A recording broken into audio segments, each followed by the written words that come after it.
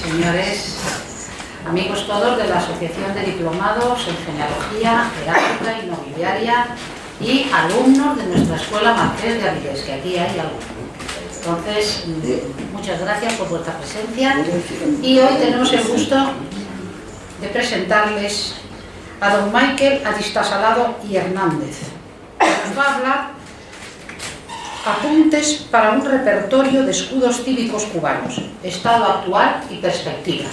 Es una cosa nueva que será perfectamente bien recibida por todos nosotros y ya, sin más pérdida de tiempo, cedo la palabra a nuestro director de la escuela para que nos presente a nuestro conferenciante. Muchas gracias, querida presidenta Angelina Fernández de Cerro. Muchas gracias a los presentes por su atención y por un viernes en víspera de largo complejo de días festivos hasta el próximo 3 de mayo. Pues muchas gracias por su presencia y por la atención que nos dispensen y sobre todo muchas gracias, Michael, por haber aceptado nuestra invitación de impartir una clase extraordinaria dentro del curso de Genealogía Heráldica y Nobiliaria de la Escuela Marqués de Avilés. La Escuela Marqués de Avilés y la Asociación de Diplomados en Genealogía Heráldica y Nobiliaria de la que depende tienen muy vivo algo que desgraciadísimamente los españoles olvidamos, que es nuestra gran tarea histórica que ha sido la presencia en América y muchas veces se pierde también de vista que esa presencia de España en América, en Cuba, fue extraordinariamente viva después incluso de la independencia de Cuba, por un extraordinario movimiento migratorio que hubo de España, no solo de la Corona de Castilla, como fue al resto de América, al Virreinato del Río de la Plata o al Perú, durante la soberanía española, sino que incluso después de la independencia, como decía, en Cuba hubo una enorme presencia catalana y levantina que le da una riqueza especial a la mezcla que allí se produce.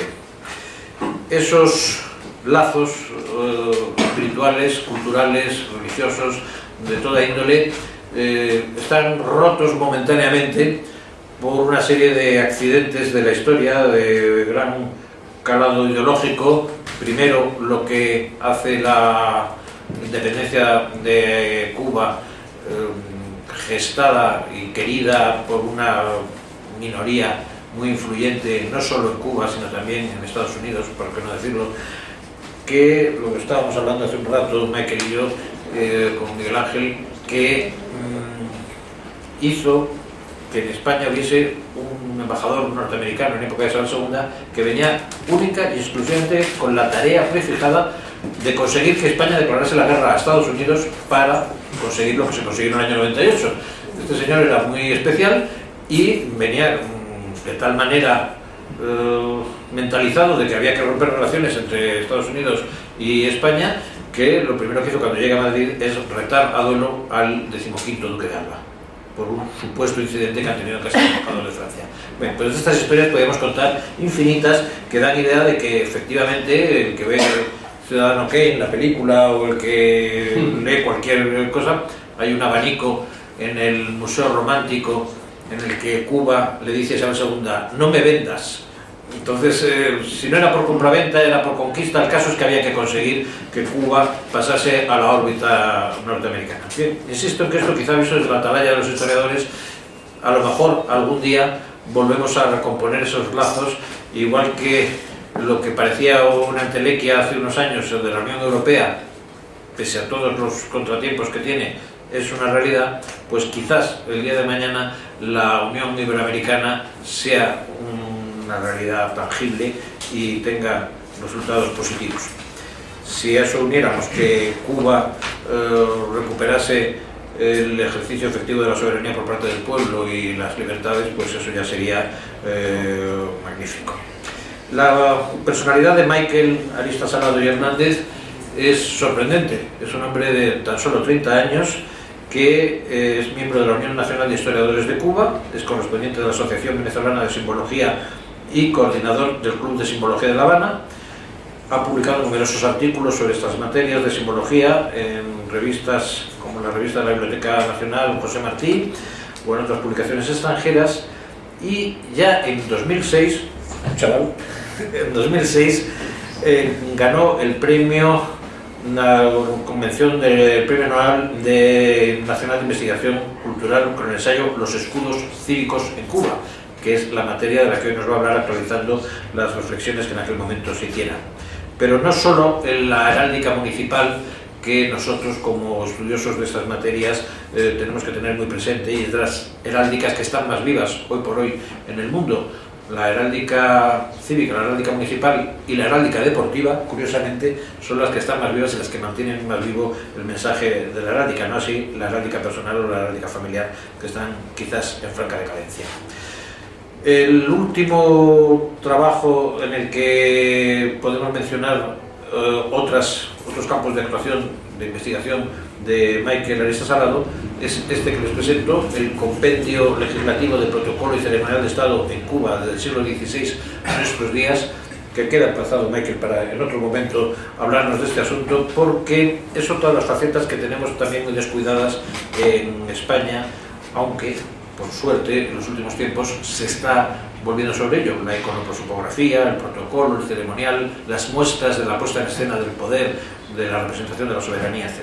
Bien, esto quedará para otro momento, pero es verdaderamente interesante. Ya para finalizar solamente, y que nos hagamos idea de cómo es la pericia investigadora de Michael, os diré que el otro día me escriben desde Londres, las innovaciones de los medios de comunicación son magníficas, pidiéndome datos sobre un señor efigiado en un retrato al óleo, del que decía que era ministro en Montevideo. Esto de ser ministro no se sabe si es miembro del Ejecutivo, miembro del Gobierno o miembro del cuerpo diplomático acreditado en Montevideo. Como había dudas de si era cubano, si era uruguayo el señor en cuestión y tal, la cartela no era muy explícita, le mandé la imagen a Michael y en horas me dice que efectivamente va vestido con el uniforme diplomático cubano, que para mí me descubre una anécdota bonita, que es que los bordados del PETI del cuerpo diplomático cubano del momento reproducen la hoja del tabaco, no cualquier roleo o cualquier elemento decorativo, sino las hojas del tabaco, y me explica así bote pronto quién es este señor, que ha cesado a petición del gobierno del Uruguay en su representación. Todo esto se lo envié rápidamente a quien me lo había pedido en Londres y quedamos todos divinamente, pero desde luego el que tenía mérito en ese caso era Michael, que en unas horas nos había dado un montón de pistas sobre el personaje investigado. Bien, dicho todo lo cual, sepamos pues que no está Michael aquí por amistad ni por compadreo, sino que está por mérito propio, y espero que no nos defraude, como veréis a continuación, y le cedo la palabra, que es para lo que estamos aquí. Muchas gracias. Bien, muchas gracias. A riesgo de parecer tautológico, me gustaría reiterar, gracias, mi agradecimiento tanto a la asociación como al Centro Riojano por la oportunidad de expresar aquí algunas ideas.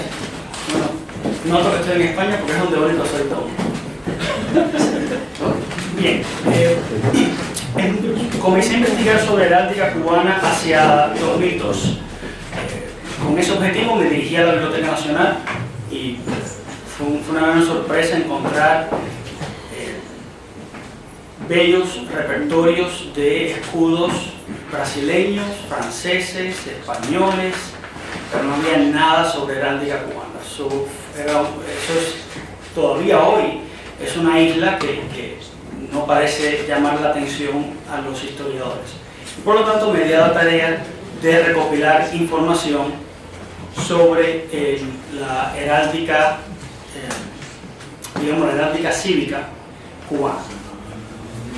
Y me propuse crear un repertorio. Ahora bien, un repertorio de escudos cubanos no será como un repertorio de heráldica francesa, donde aparece el dibujo, la descripción y algunos datos históricos. Es más complicado que eso porque, aunque la tradición heráldica está viva y muy viva, se ha perdido el conocimiento para interpretar y componer escudos de armas.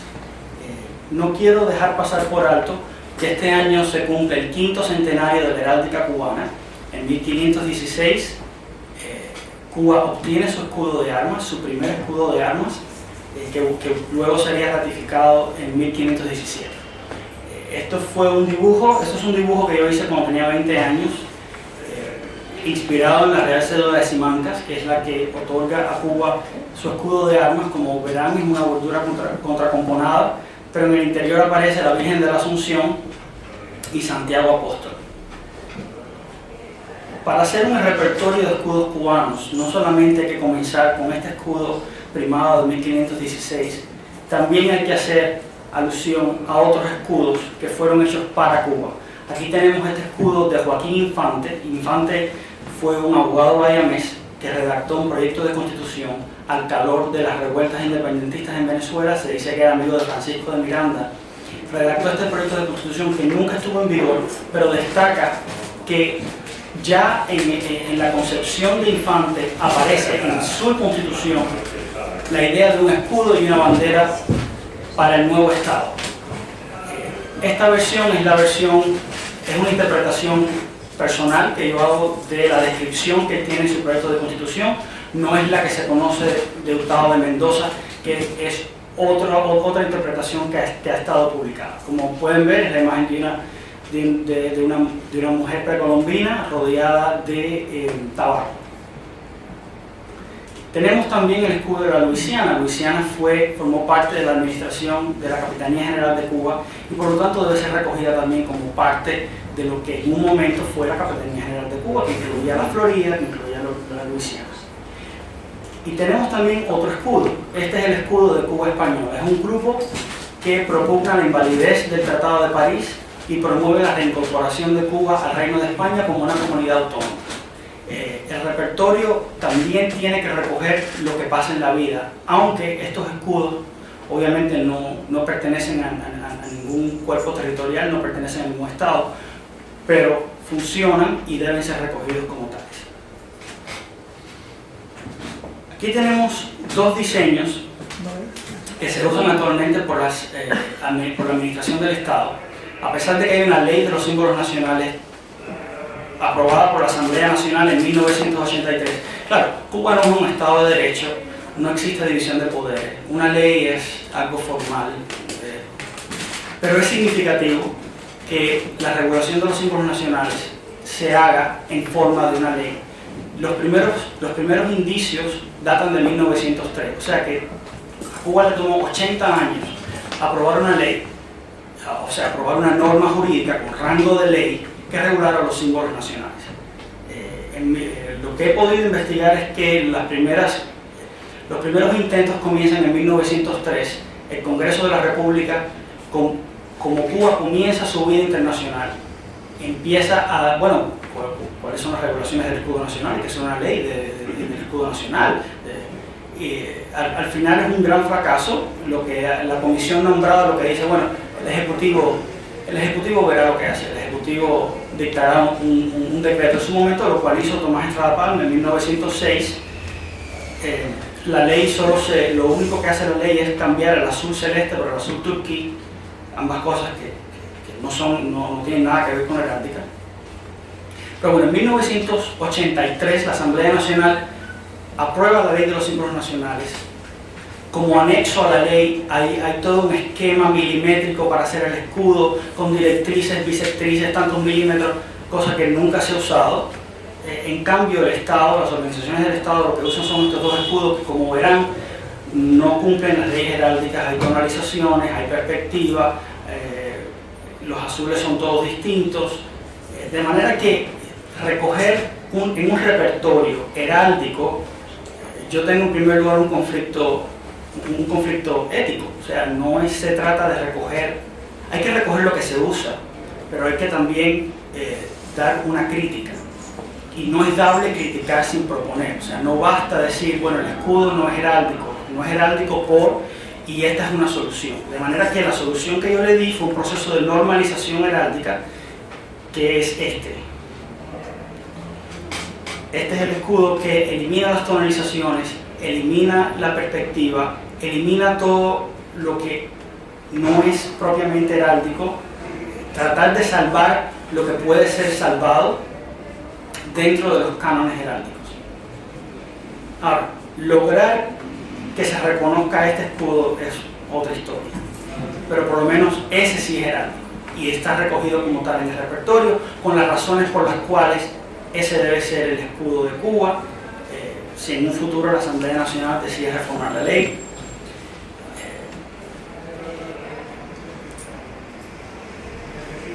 Vamos ahora, esta presentación la voy a hacer de lo general, o sea, de la nación hacia el municipio, que es la entidad territorial más pequeña. Bueno, si no se sabe, en 1992 hubo una reforma constitucional, creó los consejos populares, que vienen siendo como los barrios, en una especie de limbo. No se sabe si son entidades administrativas, no se sabe si tienen personalidad jurídica, no se, el municipio, el término municipal es la entidad administrativa más pequeña, aunque ya hay proyectos de escudos para los consejos populares, pero bueno, eso es para otro momento. Aquí tenemos la heráldica provincial más tradicional de las antiguas 6 provincias. Tomé esos escudos porque son los escudos que más aparecen en internet. Ninguno de ellos, en primer lugar, no tienen en consideración documentos históricos, no tienen en consideración leyes heráldicas y por lo tanto el repertorio no puede asumir esos escudos así. Tiene que asumirlos de una manera heráldica, por lo menos es lo que yo considero que debe ser. Vamos a tomar el primero, que es el primero, el primero es de La Habana, la provincia de Habana, que es de 1919. El verdadero escudo de la provincia Habana no es ese, es ese. Hay mucha diferencia. La posición de la llave, hay mucha diferencia. En el año 2010 la Asamblea Nacional, o sea, este es el escudo que yo considero el de La Habana. Tomando, bueno, tuve que ir a la Biblioteca Nacional, consultando los manuscritos que aparecen ahí, los reportes que el gobierno realizó, alguna que otra informe heráldico hecho por Emeterio de Santovenia, y con eso se puede reconstruir el escudo. En el año 2010, la Asamblea Nacional dictó una nueva ley, dividió la provincia de Habana en 2 nuevas provincias, Mayabeque y Artemisa, con lo cual la provincia de Habana desaparece. Pero el gobierno asumió este escudo como la provincia de Mayabeque, supuestamente como heredera de La Habana. Le cambió el color y bueno, es el rojo, por supuesto, y con lo cual La Habana perdió su azul. En internet, sin embargo, aparecen estos. En uno la llave está invertida, en el otro las ramas están invertidas. Entonces, el repertorio tiene que documentar estos cambios, reconocer que esos cambios son erróneos porque no se corresponden con los documentos oficiales, con los documentos que se han creado para el escudo. Vamos a la provincia de Pinar del Río. En 1906, el señor Leandro González Alcorta, entonces director del Instituto de Pinar del Río, crea el primer escudo que aparece y fue pintado al óleo por Gregorio Díaz. 20 años después, alguien dijo que ese escudo no era heráldico, con toda razón, pero se aparecen con el segundo, que es menos heráldico todavía. Incluso Emeterio de Santovenia, que es considerado un académico de historia, considerado un experto heráldico, avaló el escudo del segundo. Increíble. Que fue criticado por un pintor español que se llama Luis Lamarque. Él criticó el escudo, dijo que ese escudo no era heráldico. Ni el primero ni ese. Pero bueno, pasó porque lo pintó Esteban Valderrama, que es un pintor muy conocido en Cuba, un excelente pintor, pero un pésimo artista. Y entonces, normalizar ese escudo es muy difícil, pero yo no puedo asumirlo como heráldica, porque no lo es. Entonces, normalizarlo implica determinar cuáles son los elementos fundamentales de ese escudo, que ahí, como pueden ver, hay un cerro, que es el Cerro de Cabras, hay un río y está el pino, porque es Pinar del Río. Entonces, lo que yo hice fue convertirlo al último que ven ahí, que aparece un Cerro de Cabras, o sea, el pino y el río abajo. Y el lema de las sombras a la luz, porque Leandro González Alcorta hizo un poema dedicado a Pinar del Río junto con el escudo, y el poema comienza: de las sombras a la luz quiere Pinar del Río dar un salto. Como bueno, Pinar del Río era conocida como la Cenicienta de Cuba, etcétera, etcétera, etcétera. Ahora, las nuevas provincias.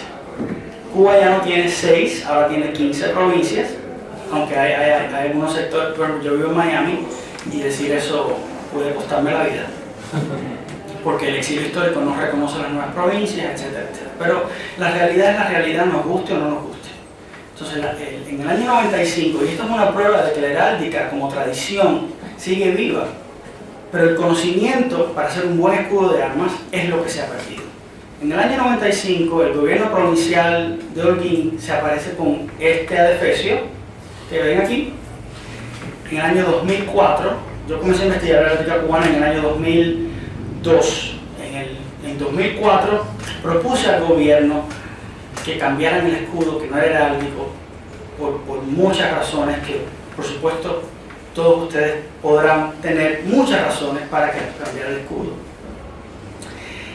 Después de muchas protestas, el gobierno tuvo la gentileza de enviarme a la oficina de historia, y la oficina de historia fue más receptiva. Empezamos en una especie de negociación. Yo le mando, tú me mandas, podemos quitar esto, podemos quitar lo otro. La oficina de historia trató de organizar mejor el escudo de esta manera, pero yo seguía diciendo que eso no era heráldico, que eso era un desastre. Al final llegamos a un consenso, y el tercero, el gobierno lo rechazó, dijo que era irrespetuoso con la historia local, que básicamente yo era una apátrida. Y en 2013 relanzamos el diseño de esa manera. Verán que hay elementos que tienen que conservarse, como por ejemplo la bandera del 26 de julio. Normalizar el escudo de una manera. Mi interés fundamental es que el escudo, sea cual fuere, sea heráldico. Ya después, en un momento, se pueden cambiar la bandera por otra. Pero lo ideal, mi batalla es que lo que sea que tengan como escudo sea conforme con las leyes heráldicas. Todavía no he logrado nada. Hubo un problema en el gobierno provincial, la presidenta fue destituida, y cuando eso ocurre, la gente está más quieta, no se puede hacer nada si no baja de donde tiene que bajar. Pero bueno, seguimos insistiendo con el gobierno provincial a ver qué ocurre. Yo pienso que el último, a lo mejor es de su agrado, porque reproduce el esquema, el esquema como está dividido el escudo nacional, con los colores nacionales. Vamos a ver qué ocurre. Tenemos el hacha de Holguín, las 3 embarcaciones, porque se supone que por ahí entró Colón, y abajo hay una representación de un machete y un fusil, guerra de independencia, y por supuesto la última, digamos, el último proceso revolucionario que condujo al gobierno que estaba ahora en el poder. Y las 3 estrellas por Calixto García. Abajo está la flor de Holguín, la bandera. Si notan aquí en este primero, la bandera del 27 de julio tiene precedencia. Bueno, la cinta que representa la bandera del 27 de julio parece que tiene precedencia sobre la cinta que representa la bandera nacional, y una de las primeras cosas que cambiamos fue esto. Como ahora tenemos 15 provincias, las nuevas provincias lo que hacen es asumir el escudo de su ciudad capital, lo cual es una usurpación de armas. Aquí tenemos el escudo de la ciudad de Santi Espíritu de 1820, medalla acrisolada, un escudo muy bonito, y una solución para que la provincia no use el escudo de su ciudad capital, que no usurpe el derecho de armas de otra que tiene precedencia por antigüedad, es crear armas para la nueva provincia. Esto es una propuesta usando la paloma del Espíritu Santo, que le da nombre a la provincia, y algunos elementos, por ejemplo, forestales, que pueden cambiarse, pueden negociarse, cualquier tipo de pieza o de partición que se use, no hay ningún problema. Estos son solo puntos de partida, pero por lo menos sembrar el hecho de que la provincia no puede usar el escudo de la ciudad, tiene que tener armas distintas. En el otro extremo aparecen las Tunas, que es una provincia de nueva creación también, y una propuesta para que la provincia no use las armas de su ciudad capital. Por supuesto, usando piezas que ya están en el escudo, para que no parezca tan extraño. Saliendo de las provincias tenemos las ciudades, o sea, vamos escalonadamente hacia abajo. Aquí tenemos el escudo del Bayamo de 1792. El diseño de al lado, este dibujo está en el Archivo General de Indias. Yo pensaba que el que había dibujado el escudo primero cometió un error, un desliz, e hizo, eso supuestamente es el río, ese listón azul que pasa por los dos cuarteles. Yo pensé que era un error, parece que no es un error. En el escudo que se conserva en el Archivo General de Indias aparece eso también, que es el río. En 2002 el gobierno de la ciudad creó esta cosa, eso que está ahí. Eso no se sabe ni lo que es. Supuestamente es una antorcha que tiene una parte blanca y una parte negra. En fin, entonces, la forma de normalizar ese escudo, lo que yo hice fue tomar los elementos del escudo original. Aparece un león, el árbol, la mano del Santísimo Salvador, la villa sobre el río. Y de esa manera el escudo queda normalizado. Y por supuesto en el repertorio se recoge de esta manera. Y por supuesto esto no queda en el repertorio. Yo constantemente estoy mandando cartas a los gobiernos para que cambien los escudos municipales. En Cuba mucha gente me conoce como el loco de los escudos. Porque bueno, ¿quién se encarga de esas cosas? Nadie. Pero esto es un ejemplo, o sea, el repertorio es un análisis crítico del escudo, pero no se puede criticar si no se proponen soluciones, que no son, son puntos de partida solamente, para negociar, esto no es algo definitivo, sino sencillamente organizar el escudo para que quede conforme a las reglas heráldicas. Aquí tenemos jovellanos. Esto es lo que aparece como escudo de jovellanos, eso no se sabe ni lo que es. En el Archivo Nacional de la República aparece, en los años 60, Jorge Hurtado de Mendoza, que es un reconocido pintor, él fue encargado por el Archivo Nacional y dibujó muchos escudos locales. No se sabe qué fuentes utilizó, no se conserva eso en el Archivo Nacional, pero nos quedan los dibujos que él hizo. Este es el dibujo que él tiene de Jovellanos. Esto está mucho mejor que el primero. El primero aparece la campana, que es el ingenio, aparece algo que no sé si aquí ven CSI, Crime Scene Investigation, que eso es lo que pasa. Cuando alguien se muere, que dejan la... A mí me gusta más el de Jorge Hurtado de Mendoza. Pero tiene paisajismo, tiene tonalización, o sea, aún tiene problemas. Aún así, con ese se puede trabajar. Entonces, lo que hice fue limpiarlo, quitarle la tonalización, pero me queda un poco desabrido. Entonces, para darle más contraste de colores, lo que hice fue sustituir la bordura por un gules y darlo con motora también. Y por supuesto, como exones los atributos de la República, que es el haz de varillas, el gorro romano y la encina y el laurel.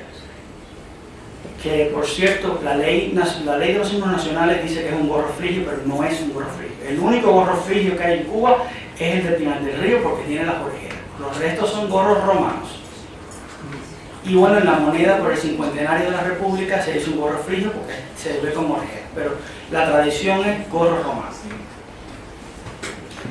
Aquí tenemos la villa de la Asunción de Guanabacoa. Esta imagen fue tomada del Archivo General de Indias, es la más antigua que se conoce.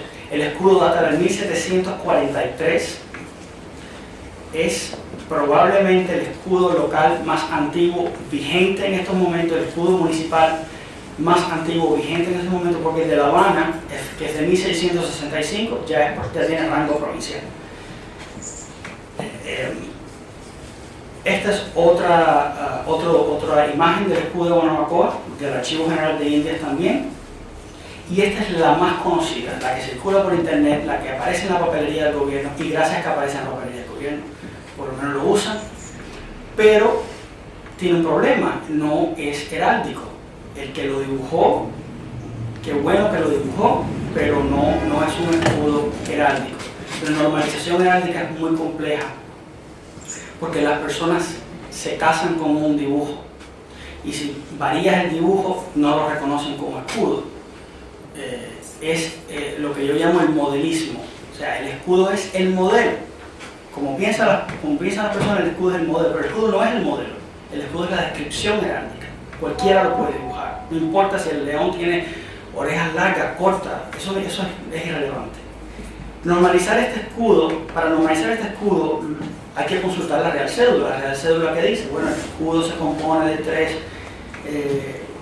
estamos hablando del lenguaje de 1743, de 3 porciones, en la parte superior un mar, en el medio 2 torres y en la inferior una montaña. Y bueno, por orla, no se entiende lo que dice ahí, pero tiene una orla con una inscripción.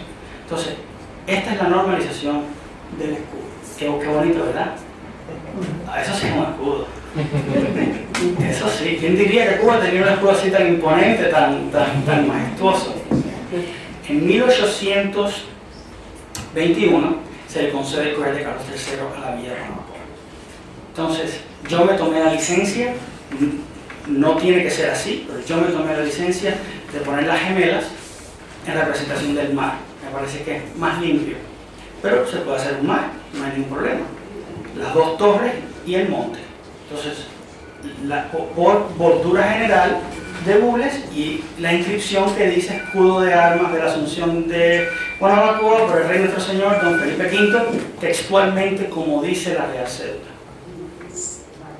Entonces, por supuesto, yo me he aparecido en La Habana con ese escudo y nadie lo reconoce como Guanabacoa, pero ese es el escudo de Guanabacoa. Entonces se genera un serio problema de identidad, porque la gente está acostumbrada a ver el tercero, no está acostumbrada a ver aquel. Entonces, cuando se le muestra aquel o se le muestra ese no es el escudo de Guanabacoa. Eso es un exceso de modelismo. Aquí tenemos San Cristóbal de La Habana, que ahora es provincia. Este es el más antiguo, uno de los sellos más antiguos que se conocen de La Habana. Hay un castillo y una llave. Luego se transforma en 3 castillos y una llave.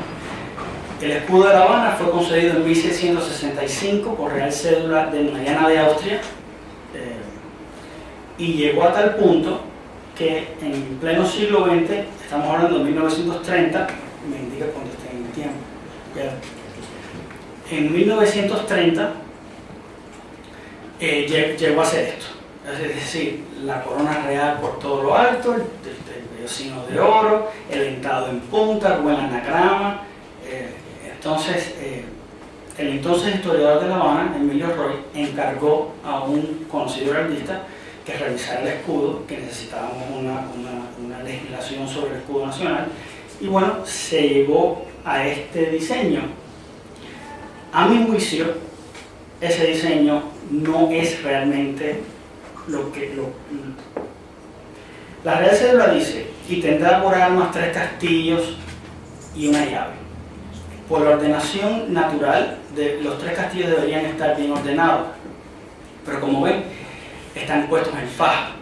Entonces, eso no son castillos, eso parecen torres domonadas. No parece, si fueran castillos, serían dispuestos horizontalmente y no cabrían en el escudo. O sea, 3 castillos en faja deja mucho espacio arriba, deja mucho espacio abajo y parecería digamos muy amigarrado. Por lo tanto, la solución debe ser ponerlos bien ordenados, 2 arriba, 1 abajo y la llave al medio. Esa debe ser la solución. Pero bueno, fue lo que se lo que se legisló en 1938, que están descritos oficialmente como castillos, pero eso no parecen castillos. Yo no sé ustedes, sí, pero eso no parece castillo. Sí, no me parece.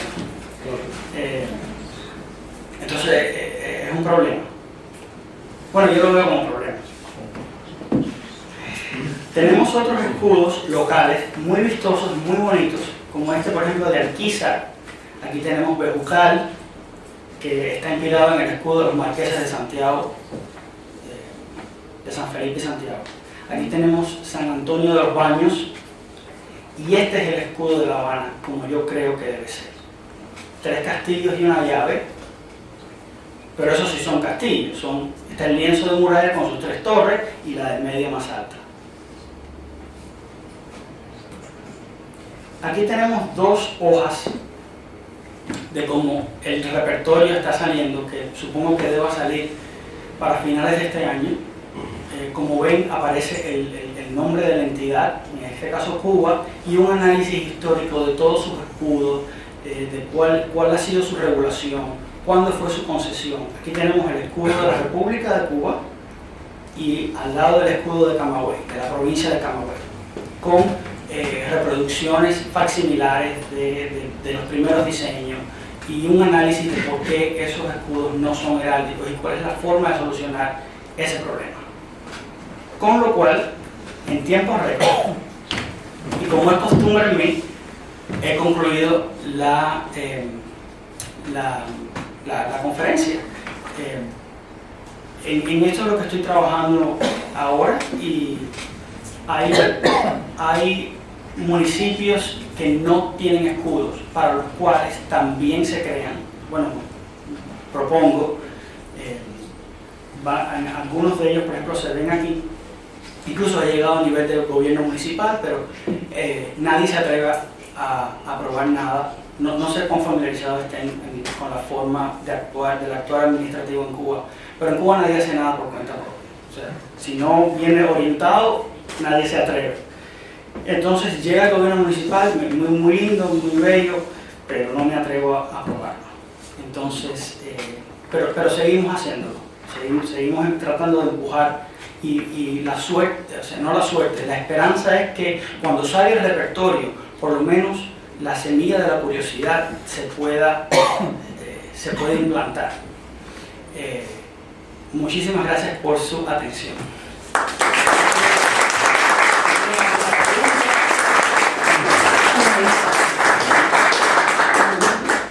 Con mucho gusto. ¿Alguien se atreve a romper el fuego? Sí. La llave, ¿qué significa la llave? Bueno, Félix de Arrate, que es un historiador bastante antiguo, tiene un libro que se llama Cuba, llave del Nuevo Mundo ante el mural de las Indias occidentales. Porque Cuba es la llave del Golfo. Bueno, no Cuba, La Habana, el libro de él, ante el mural de las Indias, llave del Golfo ante el mural de las Indias. Sí. Llave del Nuevo Mundo ante el mural, ahí, muchas gracias. Entonces, La Habana tenía una posición muy privilegiada. El sistema de flotas creado en el siglo XVI reunía a todos los barcos que salían, que partían a España con oro, con plata. Salían del puerto de La Habana. ¿Y la abeja? La abeja representa la laboriosidad, pero lo más interesante que, bueno, es algo que... La abeja representa la laboriosidad, es lo que los documentos que he consultado, eso es lo que dicen, pero lo curioso del escudo de La Habana es el jefe anglesado. No sé si se vio.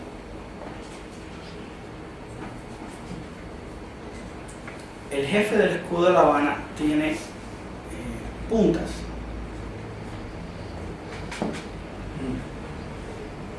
Porque en el criterio de los que lo hicieron, esas puntas representan la ocupación inglesa y todo lo bueno que dejaron los ingleses. Entonces el escudo de La Habana tiene que representarse con esas puntas. El escudo data de 1919. 1919. Correcto. ¿Y la abeja cuando aparece? En el 19, porque es provincial, es de la provincia de La Habana. ¿Y antes no hay antecedentes de la abeja?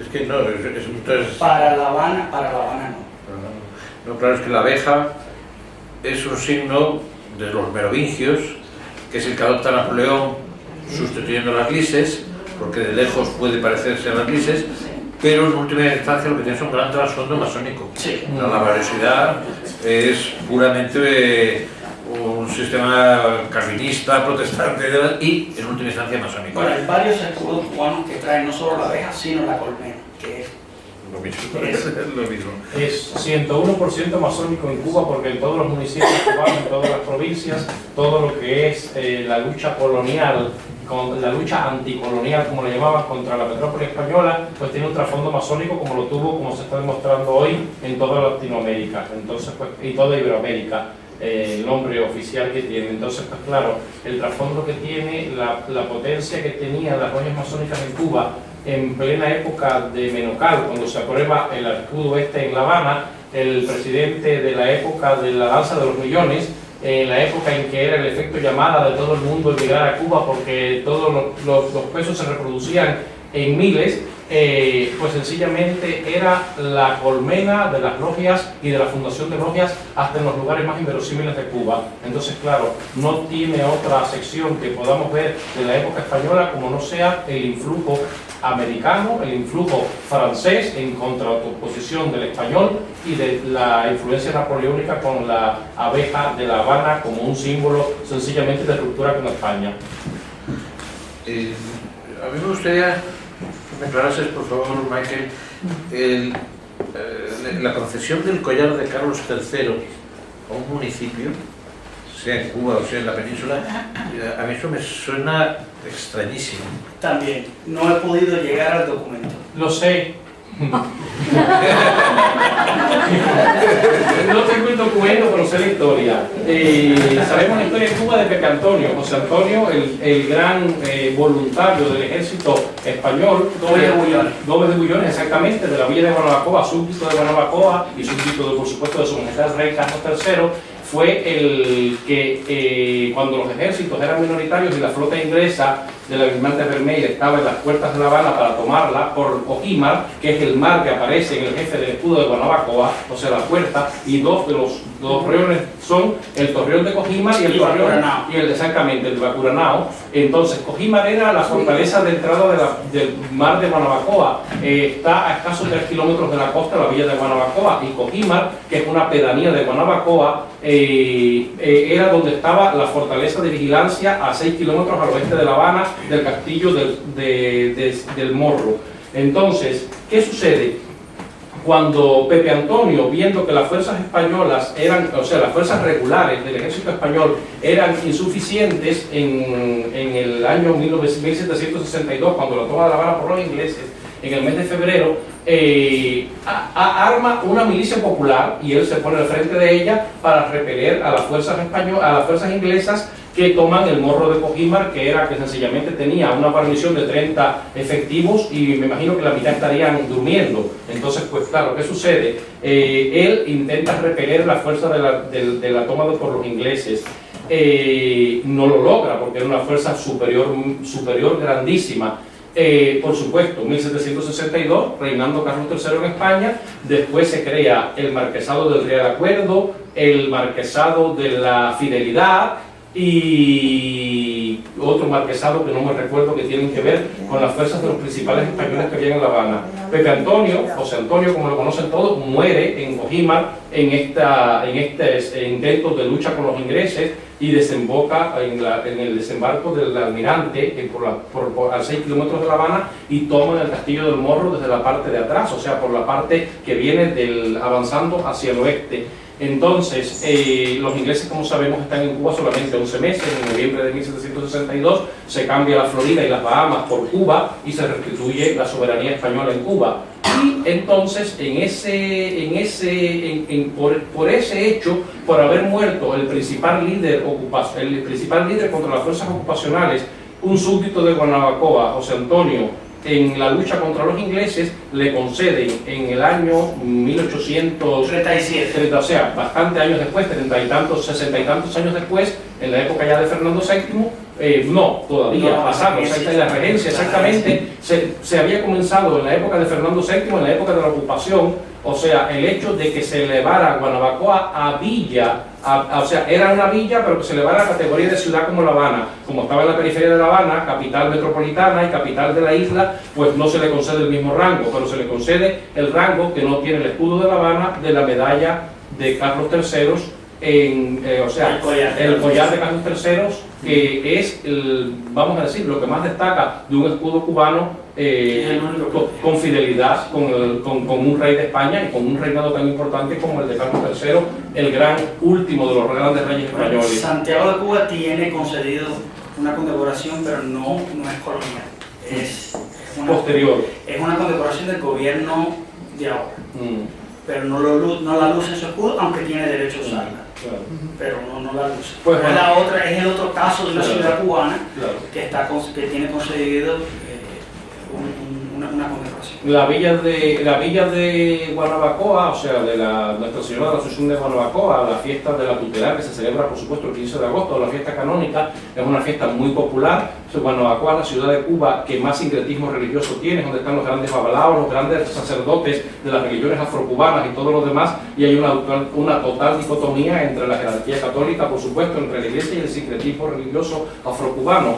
Es un lugar donde hay barrios paupérrimos, donde la policía no es capaz de entrar porque le vuelcan los coches patrulleros estilo el Bronx de Nueva York, y es una ciudad sin ley en alguno de sus barrios. O sea, viví allí, o sea, viví en Cojima, o sea, ella al mar de Guanabacoa cuando estudiaba mi carrera de química en La Habana, y conozco mucho la historia de Guanabacoa porque su párroco, un señor erudito, español, misionero en Cuba, el que está ahora yo no le conozco, el que estaba cuando yo estudiaba en 1981-1984 era el padre José María Martínez de Hilardo, ya un vasco, por supuesto, como veis con su nombre, el que está ahora en una residencia en Guecho de los padres franciscanos, es de la congregación de los frailes menores, y él me explicaba pues muchas cosas que yo le preguntaba precisamente de los murales que había en la iglesia, y yo le decía, yo soy un guajiro, o sea, una persona que viene del campo y quiero saber qué significa esto, y él me explicaba lo que historiadores de Guanabacoa le habían dicho, y me decía que la montaña, el montículo que tiene en la punta del escudo,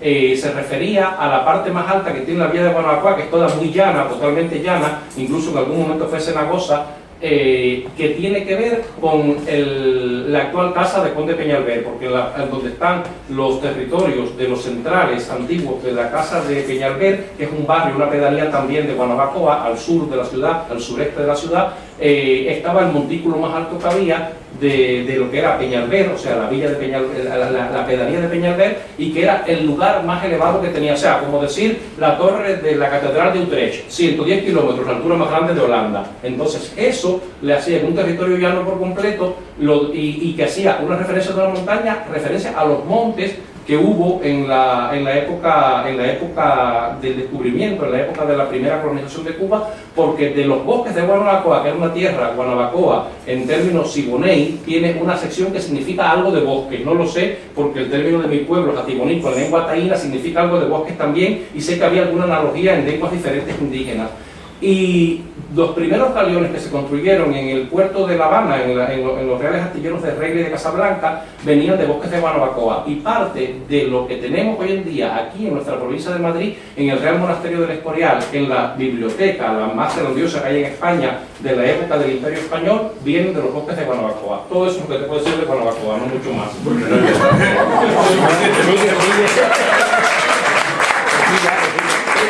Pero yo insisto, me temo que la concesión de en ese momento, todavía en 1837, sería la Gran Cruz de Carlos III, que uno de sus emblemas es el collar, pero no deja de ser Gran Cruz.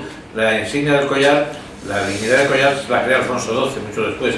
Entonces me temo que esto no deja de ser una mera concesión heráldica, y que no sea la concesión de una condecoración a un municipio, que me extrañaría muy mucho que en ese momento se hiciese.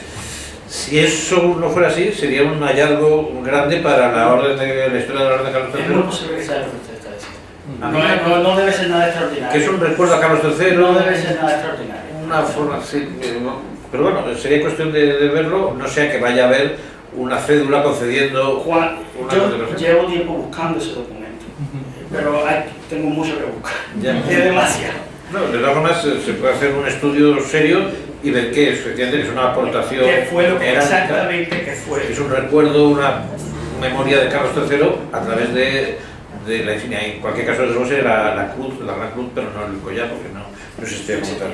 José Luis, me disculpo de la manera en que interrumpí porque dije yo lo sé, o sea, con prepotencia, pero lo sé. No, La historia que me contó el Papa. Cuando aparece, sí, está claro que es en el año 37, lo cual ya es una pista grande. ¿Alguien más tiene? Sí, Dagmar. ¿Tienes algún escudo de Santiago de Cuba? Sí, Que fue la bueno, primera capital de No Cuba. lo tengo aquí, el escudo de Santiago de Cuba, la real cédula que lo concede, no se ha encontrado. Es de 1518 hasta donde se ha podido investigar. Se dice que es de 1518. Es cuartelado, o cuarteado, para ser más preciso. Trae la Cruz de Santiago y la Virgen de la Asunción. En otro cuartel trae a Santiago jinete sobre un caballo. El escudo fue derogado en 1978. ¿Por qué? Porque el nuevo gobierno, por supuesto, va a imponer sus propios valores. No va a usar el escudo. ¿Y actualmente cuál es el escudo actualmente? El escudo actualmente es un desastre. Trae el cuartel Moncada en 26 de julio. perspectiva. Exacto, es un pésimo escudo. Pero es que supuestamente está vigente ahora. Incluso yo he enviado cartas al gobierno de Santiago de Cuba pidiéndole el acuerdo del gobierno que adopte el nuevo escudo y no me han hecho caso. Ahora, oficialmente el gobierno usa el nuevo escudo desde 1978, pero en la cultura popular se sigue usando el escudo antiguo. Pasa como Pinar del Río, que en la tapa de la ¿cómo se llama esta bebida? La huevita del Pinar, tienen el escudo antiguo, desde 1907.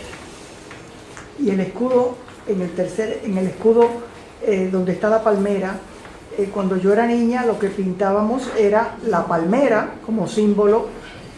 Por eso aquí en las casas de los indianos en España, pues hay casi siempre una palmera.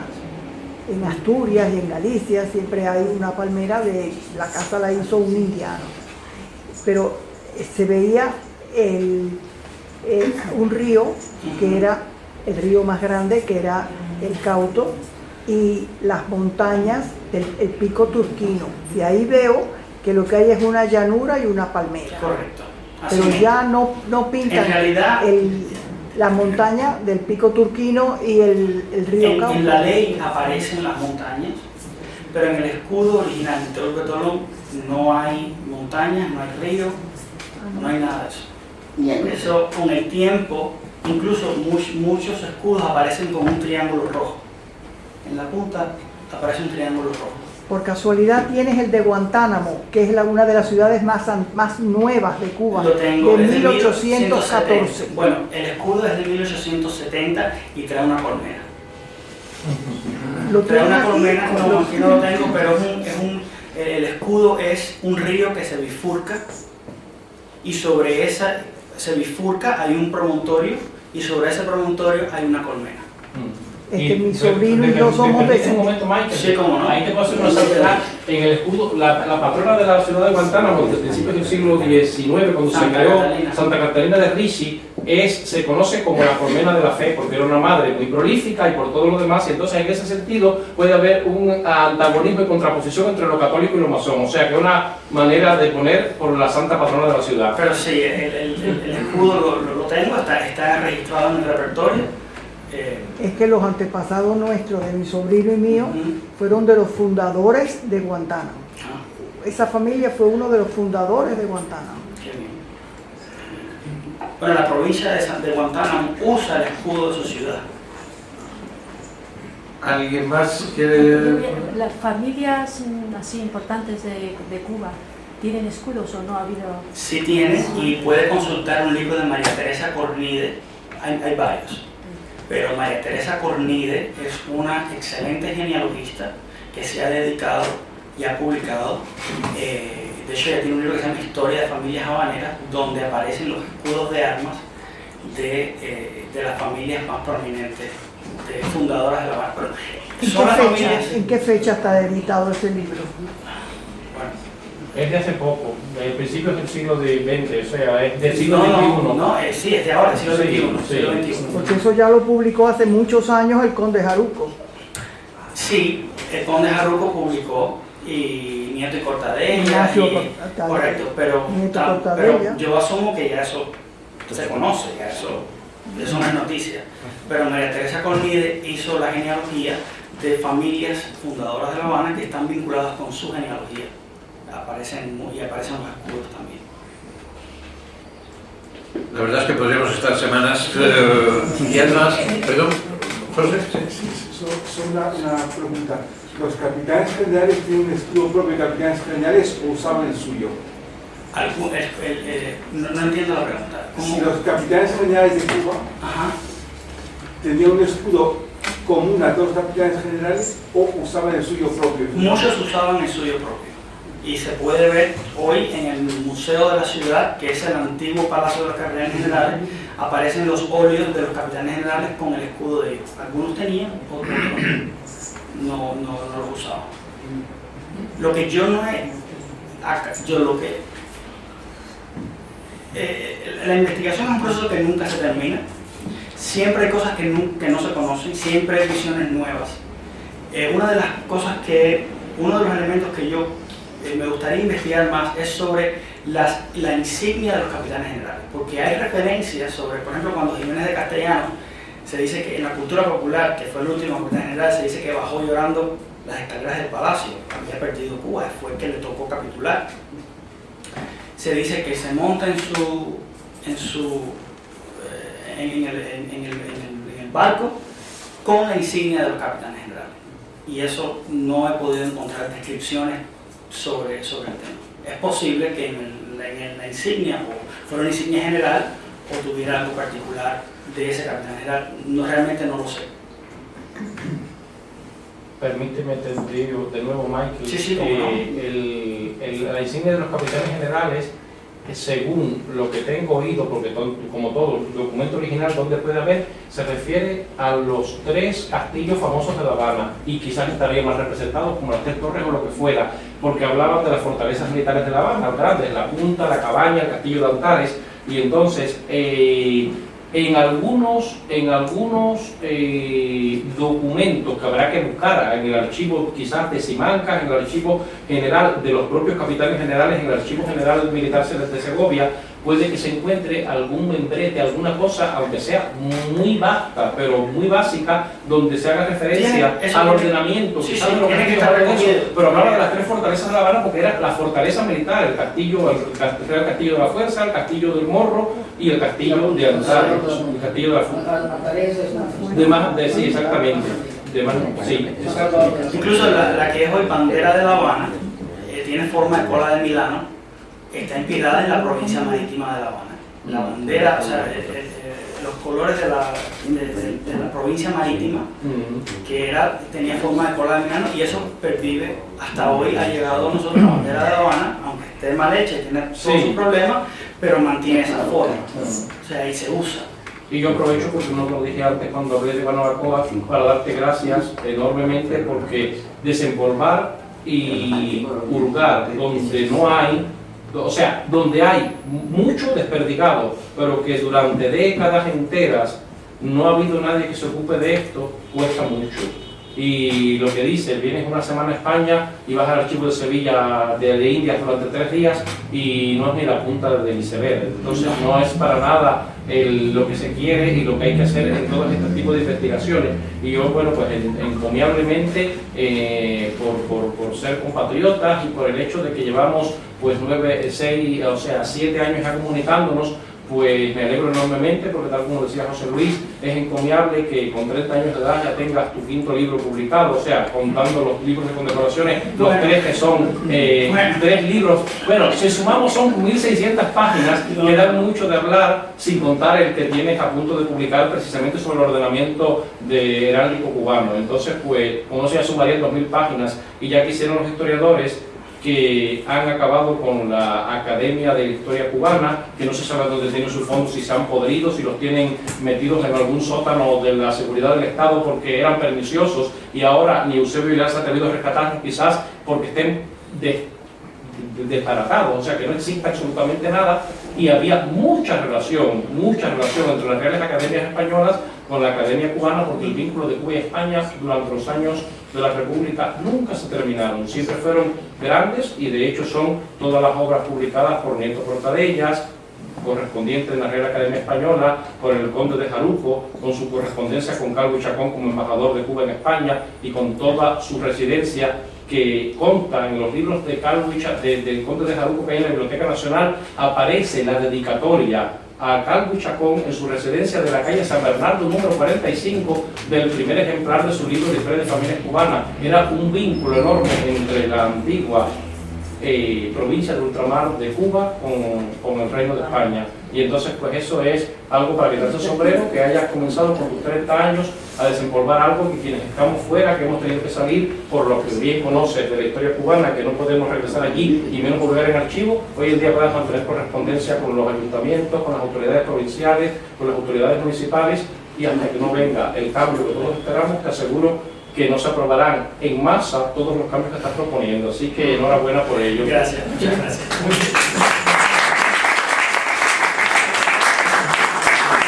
Lamentablemente tenemos que poner colofón a tantas reflexiones interesantísimas. En esa línea que tú dices, cuando cayó el muro de Berlín, inmediatamente se produjo una sacudida heráldica en toda Europa. Empezaron a aparecer recortadas las banderas de Hungría, de Rumanía, de Bulgaria, volvieron todas las coronas reales de las antiguas monarquías a esos países, aunque fueron repúblicas todavía. En fin, cosas veredes, como decía, que nos asombrarán, y esperemos que en poco tiempo. Decías que estabas un poco contrito porque no conseguías nada. En la mitad del trabajo, estamos celebrando el centenario de Cervantes, la mitad del trabajo, decía que Don Quijote, era empezarlo. Tú lo has empezado hoy con mucho criterio y con mucho fundamento. Entonces, eso se te debe completamente, y a partir de ahí ya se puede trabajar y se puede trabajar mucho. Son estos emblemas, como decía al principio, los que verdaderamente subsisten, ya lo personal y lo familiar menos, pero los emblemas de estas sociedades municipales, deportivas, etcétera, sí que mantienen su vigencia.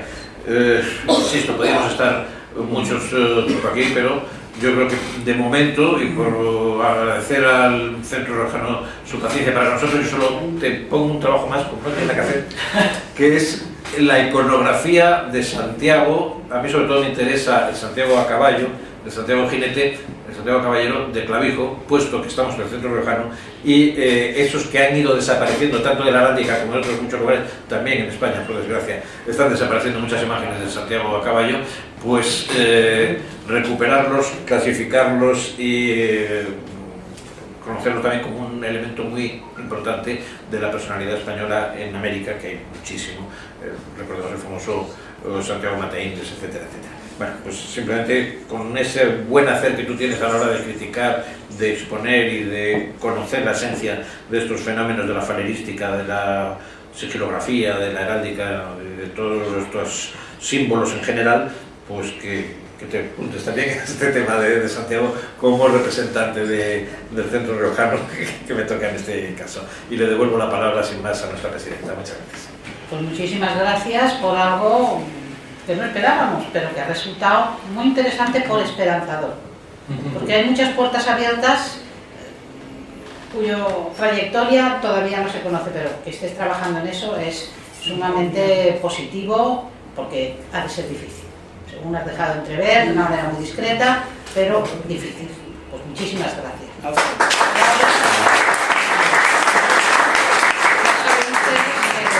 El Centro Riojano tiene la amabilidad amabilidad de ofrecernos una copa, como otras veces los habituales ya saben. Así que cuando quieran,